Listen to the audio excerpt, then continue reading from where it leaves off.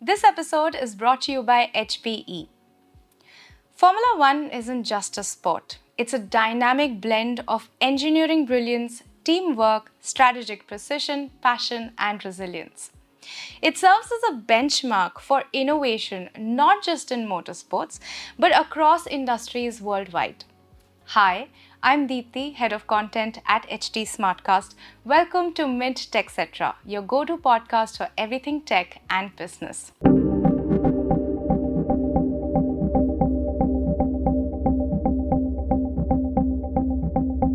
Today, we discuss how technology plays a pivotal role in shaping the future of Formula One. Joining us for this episode is someone who stands at the forefront of innovation, Michael Taylor, IT Director at Mercedes AMG Petronas Formula One team. Hi, Michael, how are you? Hi, I'm very good, thank you, and it's a pleasure to be here. It's a pleasure to have you here. I mean, it's so amazing to host you in India. How's your journey been so far? My journey's been seamless. It's been absolutely fantastic. Thank you. Lovely. All good so far. Hopefully, it will continue along that same vein as we progress through today and Fingers tomorrow. crossed. Indeed. Now, before we dive into this discussion, I must confess that there are many people in my life, including my brother and my father, who'd give an arm and a leg to be here. So I'm going to try and do justice to the passion that they have for the sport. And I hope you'll help me along the way. I'll certainly do my best, and that's very kind of your brother and your father as well, to be so kind. Thank you. With that, here we go. Michael, Formula One teams operate in environments where every millisecond matters and the stakes are incredibly high. Could you share some strategies or tools that Mercedes AMG Petronas leverages to ensure precision, collaboration, and continuous innovation? Yes, absolutely. Formula One data is the lifeblood of all Formula One teams, and the more data we have, the more data we're able to analyse, hopefully or effectively, the better decision making we're able to make. And all of that is focused around how do we make that car go faster? Yeah. You're right to point out that we measure performance in milliseconds. So when we're talking about performance improvements to the car, across sessions during the race weekend or from week to week as we travel around the world, milliseconds of performance make all of the difference between potentially finishing second or finishing first in a race. Now, in terms of IT and technology, our strategy, how do we enable that? So we enable that across three kind of consistent principles or themes. Mm-hmm. The first one is very much around service orientation, understanding exactly what it is that we're providing the organisation and the relationship between us and the wider organisation, the ownership model, and then the underpinning capability. The second is very much focused on our technology portfolio. How can we ensure our technology portfolio meets all of the needs of the wider organisation and the services that they require to be able to perform their roles and their duties, i.e. shaving those milliseconds of performance off of the car. And then finally, the probably the third but most simple and effective one is the right people within the right roles, having the right purpose. And purpose is really important. In a team of 1,500 people, where every single member has to contribute their tenth of a second to the overall performance, it's essential that everyone knows their role, they know the role that they play, and they understand the purpose behind their role, ultimately setting up to be successful. So context is important, huh? Absolutely.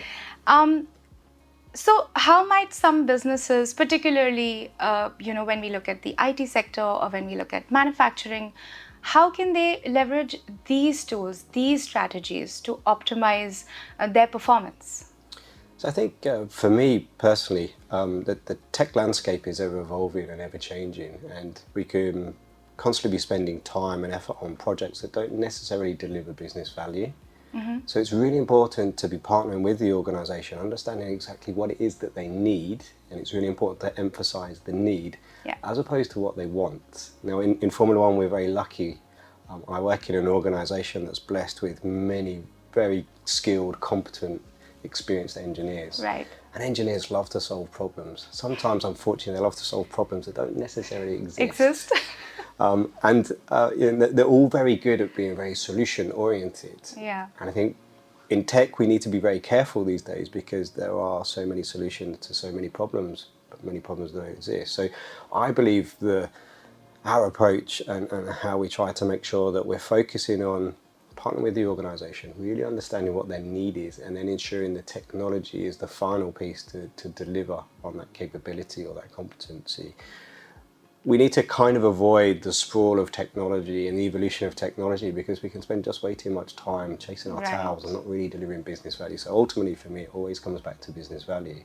And that's why those three principles of our IT strategy, I believe, are probably relevant for many organisations. Being very clear on what the need is, making sure your portfolio from a tech perspective is able to deliver against those needs. And obviously KPIs are really important. The most important metric in our world is still the stopwatch, and has been since Grand Prix racing began many, many years ago. Absolutely. And then third and finally, is everyone understanding their role and their responsibility within that framework and how they can contribute and deliver. Lovely. I love these principles. They can be applied in every field, in every sector. So emerging technologies like machine learning and data analysis, they're transforming industries globally. In context of Formula One, how do these technologies shape the performance and the strategy of Mercedes AMG Petronas? Gosh, data has been a key part of Formula One for many, many years. On-car telemetry has been something that's been around for decades. It's relatively new in the automotive industry. Certainly over the last 10 years, we've seen huge advancements in telematics on production cars that we all drive. Right. That technology has been in Formula One for decades, as I've said. And data really is the lifeblood of a Formula One team and a Formula One engineer. Data is the fact-based decision-making that we have to align with the human element, the driver. Yeah. And often there can be some challenges there. Sometimes we do have to compromise. But data analysis, certainly from a trackside performance data perspective, right, the car when it's on track has 300 sensors, generating 30,000 channels of data that the engineers are receiving in pretty much real time, both in the back of the garage trackside, wherever we are in the world, but also back at our base in Brackley in the UK. That data is effectively being used to analyse the car, the effectiveness of the car, the performance of the car.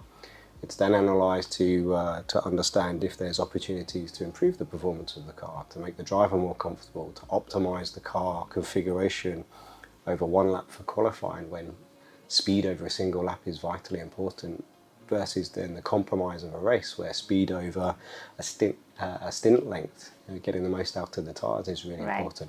All of that data is used to hopefully enhance the performance of the car, but it also then feeds back into the life cycle of the parts and the components on the car. When we design a Formula One car at the start of a season, the car is an evolving prototype. Throughout the course of the season, upgrades are applied to the car, new parts, up-issuing of parts, improvement of parts, reducing the weight, improving the effectiveness of the suspension, giving different setup options for the drivers. Right. That's a really key component to evolving the performance of the car, and data obviously plays a fundamental part of that. I think in modern times, Formula One has evolved more, and I think this is relevant for all organisations as well, where data now, it's not just limited to the trackside data, where we instrument everything and we focus very much on how we optimise. That's now consistent across the organisation, from our manufacturing processes, even our finance processes now. In 2021, the FIA introduced a third tier of regulation, the financial regulations. It's really important that we maximise our ability to execute against those regulations, ensuring that we adhere to the regulations and remain compliant, but obviously maximising the opportunity for the team to exploit, to find that additional millisecond or tenth of a second. So data, it's so important to everything that we do. Now, in terms of machine learning has been around for a number of years.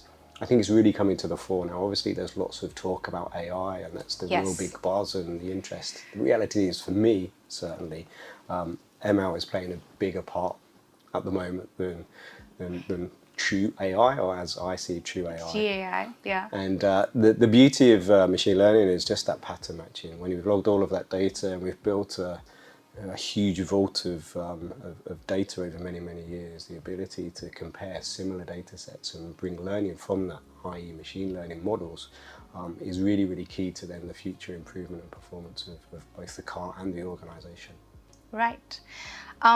Seems like Formula One is always going to be a work in progress. Every car is a work in progress. Every process is a work in progress.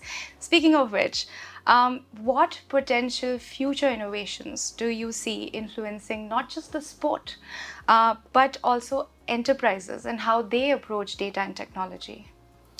Well, obviously, it would be remiss of me not to mention AI, because I think we're on the cusp of a new horizon in terms of technological advancement, and AI is going to play a significant role in that. Now, the time frame is probably not completely clear to everyone. Right. I think many organisations are using generative AI, which I think is the first to come in, and we've seen huge advancements over the last 12, 18 months in that space alone. I think AGI, though, will be the big step forward, where we're able to truly maximise the ability, the thinking power of artificial intelligence and bring improvements in that way. But I think generally the world is evolving across the board, and certainly from a tech perspective in Formula One, it's not just limited to Moore's law type technology where the iteration and improvement of processors and memory, yes, they're really beneficial and great, but there's so many other things happening in the world. The advancements in material science over the last 10 years has enabled us to create cars that we create today, which are lighter and faster and stronger, safer than they've ever been. Equally, the push now for sustainable fuels. In 2026, the regulations change again, and the use of sustainable fuels increases in Formula One. That kind of technology innovation, I think, is fascinating and relevant for a much wider band of organisations, not just limited to those of us in motorsport. It's going to change the way we live. Absolutely. Formula One is renowned for its cutting-edge technology, from telemetry systems to simulation tools. But something strange, like quote-unquote strange, happened during F1 GP Vegas this year. While Russell and Hamilton both gave you 1-2 win, the cars were the fastest in every session. Why did that happen? Was it due to some technological advancement? I'd love to say it's down to my team that enabled that to happen, but the reality is it's the hard work of the whole of the team over the course of many years and ultimately the season. No, I think it's very difficult to give a factual answer. There's so many hypotheses, but I think we weren't necessarily expecting to be quite as fast as we were in Las Vegas. It certainly wasn't a venue and an event that we expected to be particularly strong going into. However, I think the challenging nature of Formula One and so many constraints and variables that make up the overall outcome, the overall result, I think came into play. From an environmental and climatic perspective, it was actually very cool. Ambient temperature was pretty low, track temperature was very low. As a result, the operating window of the tyres was much lower than normal Grand Prix or the other Grand Prix we've seen recently. That seems to play to some of the strengths of our car. The combination of the track layout and the corner layout, again, seem to play to some of the strengths of our car. And I think the drivers, through simulation prior to the event and then working with their engineering teams, analysing the data that they were generating throughout the practice sessions, they just got the car in a really good space to work with. Having a happy driver, comfortable with the car, understanding the limitations of the car and how predictable it can be, that really gives them the foundation, the basis to be able to go as fast as they possibly can. And I think everything just came together over the course of that weekend. It was great to see. It proves that we've still got that in us to win, and we do have a very fast car when we can get all the variables right. Now the key for us is to take the learning from Vegas and understand why, and then try and make sure that whatever we do with next year's car, some of the challenges maybe we've identified with the current car, if we can address those for the W16 for next year's car, then there's no reason why we can't take that kind of performance from Vegas and hopefully spread it across multiple weekends throughout the course of the season. Interesting. Now let's talk about challenges. When you get such breakthroughs, when the conditions are right, when everything's just about right, how do you integrate something like this, by design? across different teams to streamline operations on track and off track? So again, selfishly answering very much from a technology Please perspective. go ahead. Obviously, the race team is a very important customer of the factory environment. There's 1,500 people who work, 1,500 colleagues who work in the factory across multiple different disciplines to be able to produce those cars, to be able to run. And the race team, obviously, they're responsible for the execution at the 24 Grand Prix that we've competed in or will compete in 2024. Technology, the part that technology plays is very much dependent on the department, the business unit within the organisation. What they need, obviously, the manufacturing from a technology perspective, the manufacturing needs and the information systems and services and solutions we set up from a manufacturing perspective are very different to that of what the finance department or the HR or legal department or marketing. So it's very much trying to take the learning and understanding the common use of technologies across those areas, but then also creating space and having room to innovate and bring specialist technologies in for those particular areas. So Formula One is a sport built on specialisms. Yeah. In technology, we always talk about T-shaping people. In the world of Formula One, the focus is really very much on specialisms and trying to continue to enhance and develop those specialisms. That's the difference between the micro improvements or the milliseconds of performance. That said, though, certainly within my group, we're limited in terms of size. So obviously, the T-shaping of people is actually quite important. Having multi-talented people who are able to cover a number of different disciplines brings benefit. Right. But yeah, the technology strategy really to try and underline that is maybe not the best answer, I'm afraid, but the technology piece to underline that is it's really a common set of tools for the general organisation's needs. Doing those really, really well, really, really effectively, nice and lean, understanding the costs, the benefits, and then creating the space to be able to innovate in areas which the innovation really makes a difference. So building systems with precision, yet leaving enough room for improvement. Yeah, absolutely. We never stand still in Formula One. A great example, if we were to build the fastest car to start the season in 2025 at the first race, it goes and wins the first race, but we don't touch that car again, by the summer break, mid-season, it's very likely that we would be last in terms of on-track performance. Right. So that constant innovation, continually moving forward, never standing still, that exists, obviously focused very much on the car, but across the whole of the organisation as well. Great. Now, technology and IT are backbones of Formula One, or at least that's what we're going to believe on this episode. And any F1 fan worth their salt knows that track time, the pit time is as important as race time, right? As much as real-time decision making could be a boon, it can also be a bane because of so many data points, some of them you've already mentioned. Could you elaborate on how advanced IT infrastructure supports real-time decision making, especially during races, and what challenges do you face in ensuring seamless communication and data analytics in such high-pressure, time-sensitive situations? Yeah, absolutely. So this is a common problem for all teams. It's something that I'd like to say we've mastered, but we probably continue to improve on year. Now, travelling equipment to a race event is logistically quite challenging. You've seen the calendar, the complexities of the calendar. We visit all four corners of the earth. Yeah. 24 races in this current season. The equipment has to be reliable. It has to perform. From an IT infrastructure perspective, we take two equipment racks and we build in reliability and availability and redundancy to ensure that if one of the racks were to fail, we'd be able to provide all of the vital systems for the cars to be able to successfully run the cars for the weekend. We run very much an HPE, predominant HPE infrastructure trackside. So we have military spec EL 8000s, Edgeline 8000s. We were able to introduce those at the start of this year to double the compute capacity we have trackside. We've got integrated storage there that we run, and that provides about 100 terabytes of mirrored storage between the two cabinets to ensure, again, operations trackside.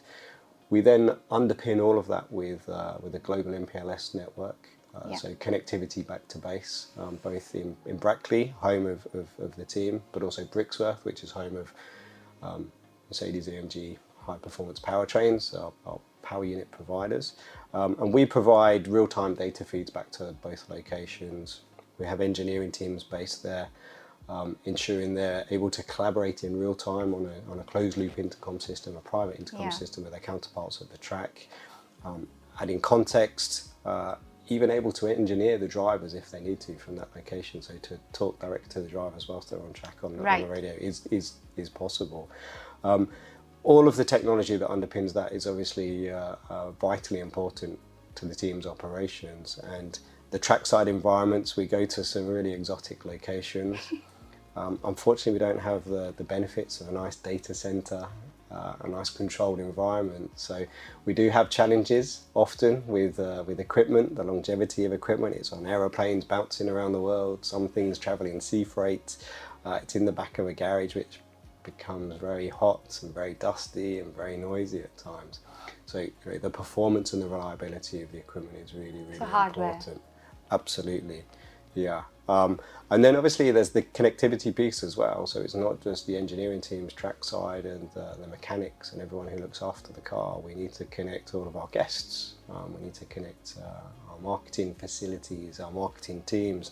There's many different teams and many different people who travel to an event. We can have upwards of 100, 150 people for some of the larger events where we're hosting large hospitality. Right. There's all sorts of unique experiences that we provide for our partners and for their guests as well, and they often are underpinned by technology. So the complexity seems to increase year on year.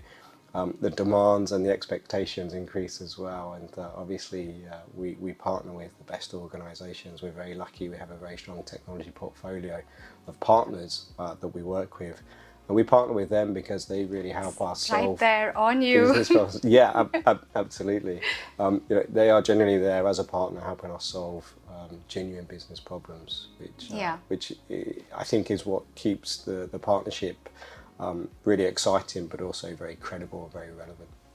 Michael, you've been with the Mercedes AMG Petronas Formula One team since 2015. And if I'm not mistaken, from 2014 onwards till date, this time period is considered the golden tenure for your company. And now, as an IT director, you have been a part of so many different kinds of innovative projects. What has been your most rewarding project or moment with the team? Also, tell us, how has your leadership shaped the integration of technology within the team's strategy and performance? Yeah, okay, gosh, lots to cover there. The team had, you're right, the team dominated from 2014 to 2021, winning 8 consecutive Constructors' World Championships. It's never been done before. I have doubts that it'll ever be done again in my lifetime. An unbelievable achievement by everyone involved. Huge superhuman effort to reinvent yourself year after year to bring that level of performance and to sustain it. Yeah, it's unreal. I mean, I've been very privileged. I've had many amazing moments with the team. I think in the context though of the question and my role, there are probably 2 things that really stick out for me the most. CAD platforms and data management platforms in Formula One are notorious. Changing CAD platforms often leads to some frustration, shall we say, with the design community. Maybe they're not quite as optimized on a new platform, and it sometimes leads to cars that maybe then lack performance. However, one of the big projects that's certainly memorable for me is we were able to modernize our CAD and data management, so our PLM platform, back in 2019. A big project, multi-year project, huge team, lots of complexity, lots of challenge on the basis that several of these projects had been done before in other teams and didn't always bring the expected results. Fortunately though for us, I think we either got lucky or did a good job or a combination of both. But The most successful car I think we've ever developed. That was developed first time on the new platform, and that was our 2020 car. It was an unbelievable machine, really super successful, and nicely linked to the COVID era as well, the pandemic. I think that's the second most memorable thing for me in 2020. Organisationally, Formula One teams traditionally operated as a factory. You know, we still have a working factory environment with office space around. The culture of a Formula One team is very much based on in-person working. So when 2020 came along and we unfortunately were told that we needed to go home and take a break, the challenge from a tech perspective was how do we enable a workforce that's traditionally factory-based to become an army of remote workers. I think for probably 2 or 3 months early on in 2020, as the pandemic kind of developed and evolved in Europe and the challenges that it presented, my team were lent on heavily by the organisation to enable that ability to work remotely and continue to operate and innovate and even go racing by mid-2020, you know, against a really complex backdrop. Technology played a huge part in enabling that. It was great. We had amazing support from the wider organisation as well to bring about huge, I would say, digital transformation type change in a relatively short period of time. But it was very much sink or swim. You know, you needed to do that, survive or thrive. Ride or die. Yeah, definitely. And we certainly thrived during that era. And yeah, tech by no means played a small part in that. It was a huge contributor. Could you recall one moment, which was very challenging, and then you thought, this is it, can't do it?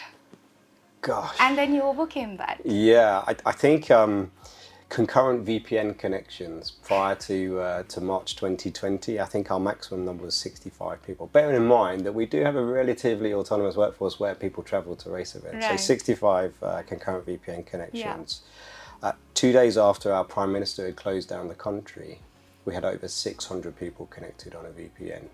Many of them had never had equipment to be able to connect on VPN. We certainly didn't have a VPN capable of maintaining 600 concurrent connections, but we did it. We built it. We spent many hours working, long days and long nights. Right. And it was just really a case of everyone reacting and responding and just doing the best they possibly could. So it was a really exciting, really enjoyable time. It was almost kind of a wave of emotion that you ride and enjoy, and then you look back on and think, how the hell did we do that? Yeah, I mean, who could have thought a small thing like a VPN connection? Right, that was a big deal back then, definitely. Yeah. And we weren't the only organisation, faced with those challenges, Right. but we were able to innovate and find ways to overcome that and ultimately keep the team operating. Great. That segues very nicely into my next question. Michael, if there's one key takeaway from Formula One's use of technology that businesses across industries can implement, what would that be? Gosh. I think for me it has to be agility. I think the key differentiator in our world is that we're constantly evolving and constantly changing. We never stand still. When you think of the automotive market, they do amazing things. They do amazing things with technology, but generally once a car design has been confirmed and then they move into production, they're then producing that for weeks and months, possibly even years, consistently. We have the privilege and the pleasure of designing, manufacturing, testing, building and racing a brand new car every year. 15,000 parts will be released to start the season with a new car, and that car will then constantly evolve throughout the season. So I think the agility piece is the most important. Build your systems in a way that you don't over-engineer them and end up with a whole load of waste that you don't maximise or use the full capacity of. Equally, be lean where you can, but leave room for innovation. And where you are able to leave room for innovation, when there's an idea, run with it, and run with it really, really hard. So fail quickly, all of the normal cliches really. I think we're able to do that regularly, and it's part of our BAU type activities. Certainly I would, if I was working in a different industry, I would adopt that kind of constant innovation. How do we continue to improve? Where are we today? What does tomorrow look like? What are the steps to get there? How quickly can we do that? And just that constant moving mindset, I think, would be a key thing. So just coming from a layperson's point of view, right? We are talking about one car over here. But when we talk about manufacturing industries, we talk about IT, like you rightly said, we are talking about scale. How do we adapt that, the agility to scale? So I'm probably not best placed to answer with authority on that question, although I'll give my perspective if that's Please okay. do. So for me, scale is relative.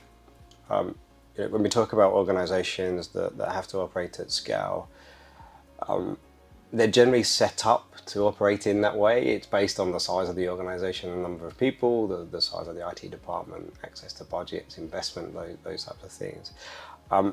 I think it's all relative, that if you're able to do something 1,000 times really, really well, yet you only need to do them once, where's the kind of issue in that? So I think the agility piece is constantly challenging and always thinking and looking for the next step improvement. What does the next step improvement look like?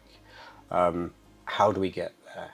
Constantly challenging ourselves, thinking differently, not just limiting by this is how we operate, this is how it works for us, we have to do it because there's 10,000 widgets that we're producing, and Right. this is the optimum way to produce 10,000 widgets.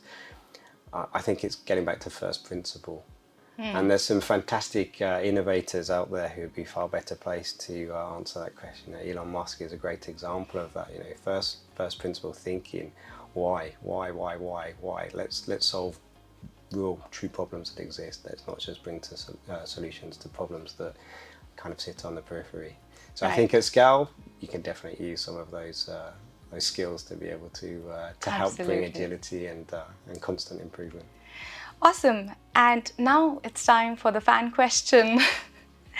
So this person who sent in the question, I actually got many questions.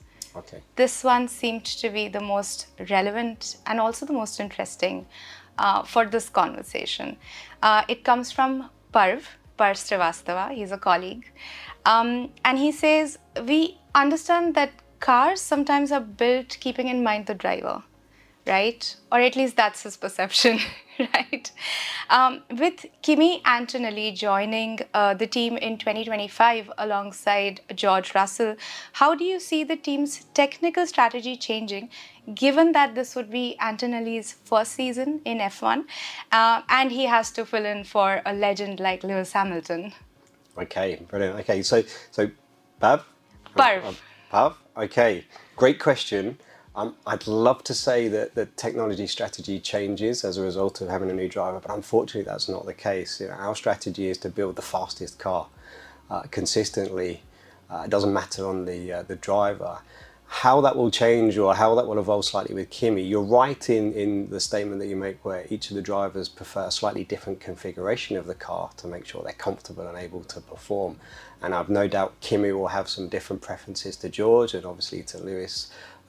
They have different preferences between themselves today. That's not uncommon in Formula One. It's just something that our engineers normalise and manage throughout the course of the season. Now, the different approach though with Kimi, a relative rookie coming into the sport, we have been able to enable from a tech perspective some simulator-based testing. So that really is testing in the virtual world, learning about and understanding the car's controls, the steering wheel, the inputs, and also being able to deliver competitive lap times on circuits that we're able to mirror throughout the course of the season, back at base in Brackley, producing that virtual environment. It really is an amazing tool to help drivers develop and evolve and improve, but also to learn controls, learn their engineers, learn systems. On top of that as well, we were able to run what we call our testing of previous cars, and Kimi will have completed a significant number of kilometres over the course of 2024 in a car that's more than 2 years old or 2 or more years old, but on circuits that he will be visiting next year as he goes racing. And those two experiences combined will probably give him the best starting point really as he sets out on his Formula One career in 2025. And we're really excited by Kimi joining the team. It's the chance now to create the next chapter in our story and build the future legacy of Mercedes AMG Petronas Formula One team. Awesome. And finishing strong, Michael, in your words, was this a dream job, and are there more dreams to accomplish? Gosh, yeah, I sometimes have to pinch myself. I've been in the sport for over 20 years now, and I never anticipated I'd stay longer than maybe a couple of years. My routine wasn't the normal traditional routine to the sport. I was very lucky in terms of not necessarily what you know, but who you know. Working for Mercedes, though, for almost the last 10 years has been an absolute privilege. It's an amazing team, amazing organisation. The brand is super strong, synonymous with success. We've had some unbelievable experiences on track.